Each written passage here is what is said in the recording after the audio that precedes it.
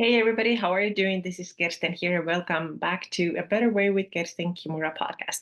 If you like this podcast, please leave it a thumbs up on YouTube and also share this podcast with your friends and family. And if you're listening to it on Apple Podcasts or Spotify, please like it there, leave it a 5-star rating and a review.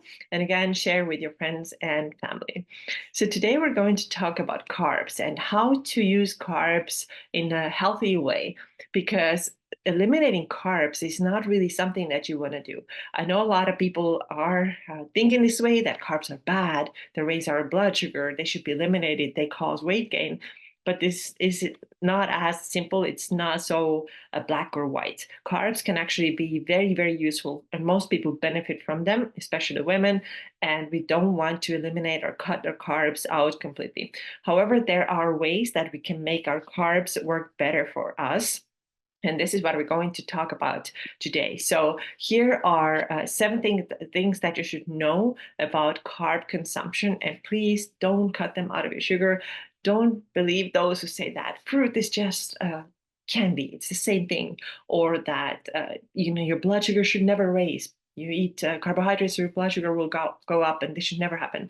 No, your blood sugar will go up when you eat carbs. It will also slightly go up when you protein. So a little bit will happen. And what's more important is that how is the blood sugar then regulated? Is it taken up by your muscles? Are you going to use it for energy? What's going to happen to it, right? So this is important to understand. It's not that we should avoid all carbohydrates and get our weight loss that way. A lot of people, of course, lose a lot of weight when they first stop eating carbohydrates, and that gets them all excited and thinking that they have found the magic tool. But this usually doesn't last long, especially for women who are active. They do need carbohydrates, and after a period of time, actually, their zero carb approach will backfire. A lot of people start having health problems, low energy, workouts are super hard, and they are just not feeling good. So what I'm going to tell you today is how to eat carbs so that they really, really help you. Okay, so the first thing is, of course, this: eat mostly whole food carbs. This is vegetables, fruits, berries, but also oats and rice and other grains. They are totally fine too, right? It is not true that all your carbs only can come from like broccoli and zucchini. No, it's not. You can eat your oats, rice, other grains too. And I think I think that bread is fine too. It really depends on the person. If it doesn't make you feel good, if you for some reason have to avoid gluten, then don't eat it, or find gluten-free bread if that works for you.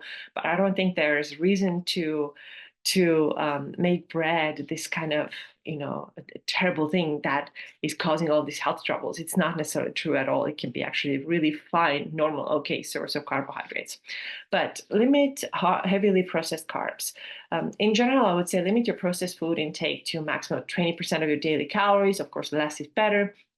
But processed carbs especially will have a negative impact on your blood sugar because they will be released to your bloodstream very quickly, and they're often high in sugar. So please limit things like your chips and crackers and sweets and stuff like that, and get your carbs from healthier sources so that you can really use them for energy, and they are a lot healthier for you. But as always, it doesn't mean that you cannot have any processed foods at all.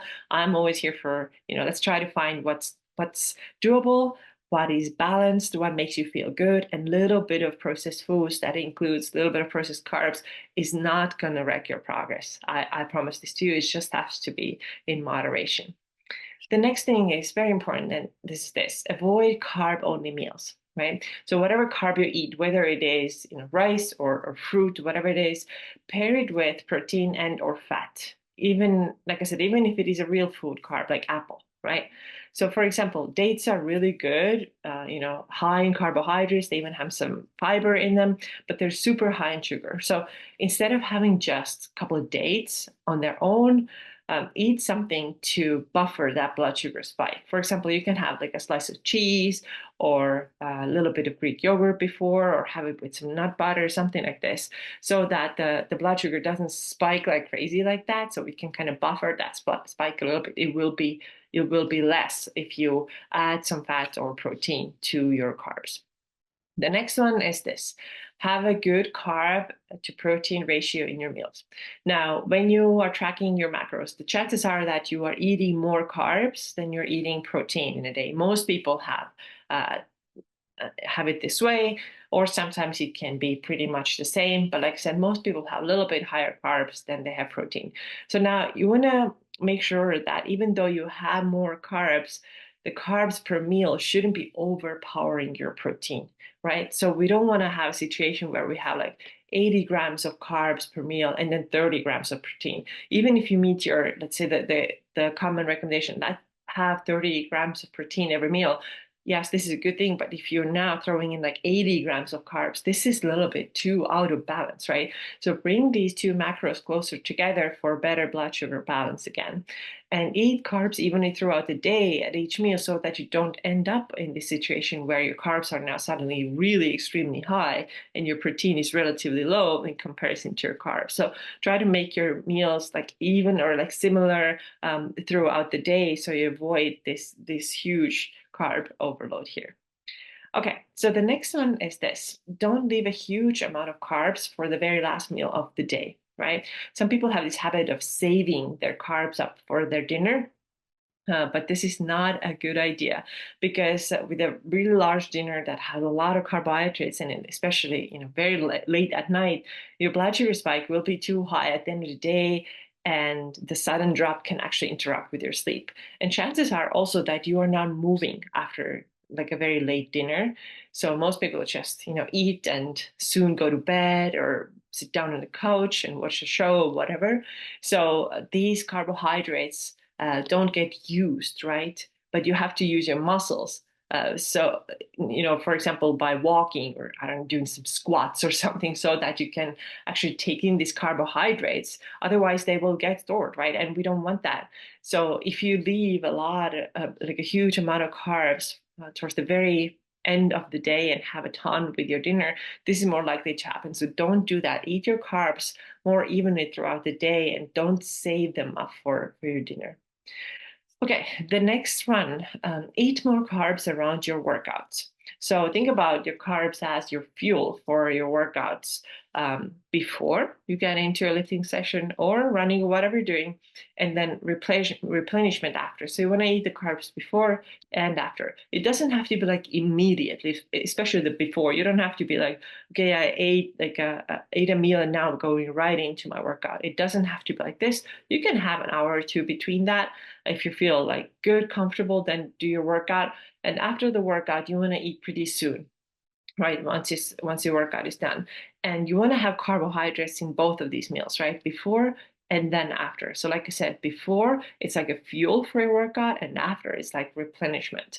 Your body will respond best to carbs around workouts. So make sure that you put them there and that you don't do what I said before, which would be like leaving everything for the very last meal of the day, your dinner, right? So say you did your workout in the morning and you didn't eat too many carbs at all because like, I'm going to save everything for dinner. It's actually a really, really bad idea because you're slowing down your muscle recovery, right? Carbs help your muscles to recover.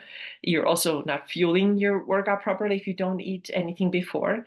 And now you don't get best results from your workouts, right? Because your muscles have not been fueled appropriately and you're leaving everything or like a huge chunk for the very last meal of the day. This is actually not how you want to do it at all. So you want to eat some before, you want to eat a good amount after, right? Around the workouts. And the dinner will be normal, right? Like your lunch is or like your breakfast, but it shouldn't be like huge, massive carb overload at the end of the day.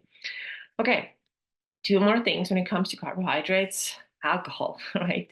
Alcohol, of course, has a lot of carbs in it. So I really recommend, not just because of that, but for generally speaking, alcohol is not very good for you. So avoid or minimize alcohol.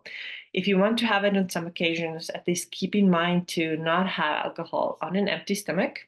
Always have something with it, right? So have some cheese or some meat or I don't know, what goes with wine, I guess like yeah, meat. What is this? Salami. Yes, that's what the word I was looking, or cheese or nuts or something like this.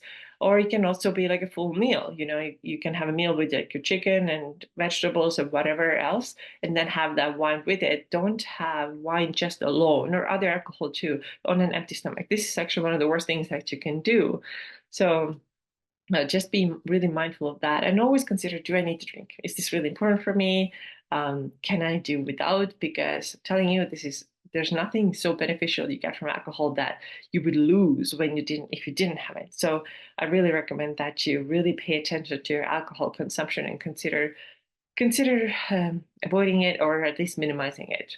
Also, if there's an event where you'd like to have a drink, determine beforehand how much you're going to have, right? And tell yourself, okay, I'm going to have one or two or whatever you decide. Don't decide like 10, but let's say you decide one or two drinks per that evening. I'm going to do that and stick with it, right? Just really make a plan like this. Know that this is much better for your health.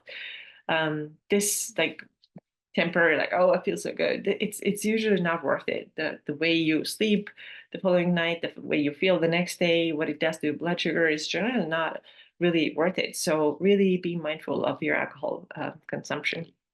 Okay, and then one more thing about carbohydrate consumption is this: walk after eating. So even just 2 minutes of movement helps to regulate post-meal blood sugar levels. But it's a lot better, of course, if you walk, let's say 10 or 15 minutes. Just don't sit down and not move after your meals, especially after dinners and or higher carbohydrate meals. So you want to move because then your muscles can use these carbohydrates that you just took in, instead of them continuing to circle around and then eventually get stored because they were not put into use. So walk a little bit after. I do it all the time. I would say like at least 80-90% of the time I do this. I call it my blood sugar walk. So this is literally what I do. I eat my meal and then I either go outside for a 10-minute walk. It doesn't have to be long.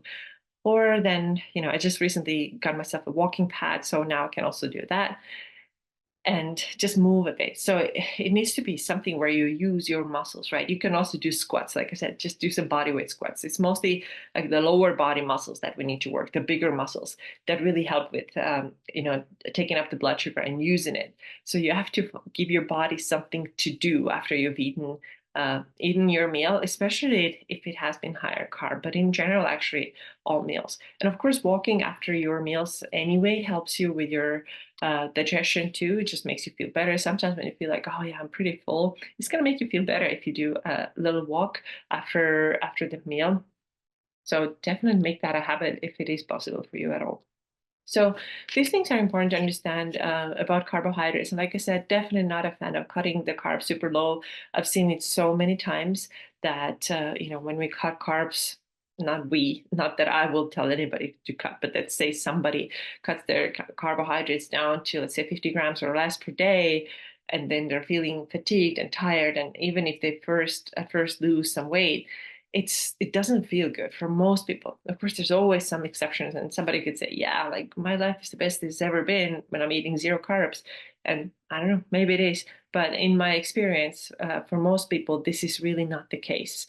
They need carbohydrates. It's just that we have to know how to work with them, what kind of carbs to have, how we can make sure that they get used in their body, not stored in the body. So these tips that I shared with you today hopefully will help you with that. So if you like this episode, please give it a thumbs up. And also, I didn't mention it before, join my Fit and Fuel Facebook group.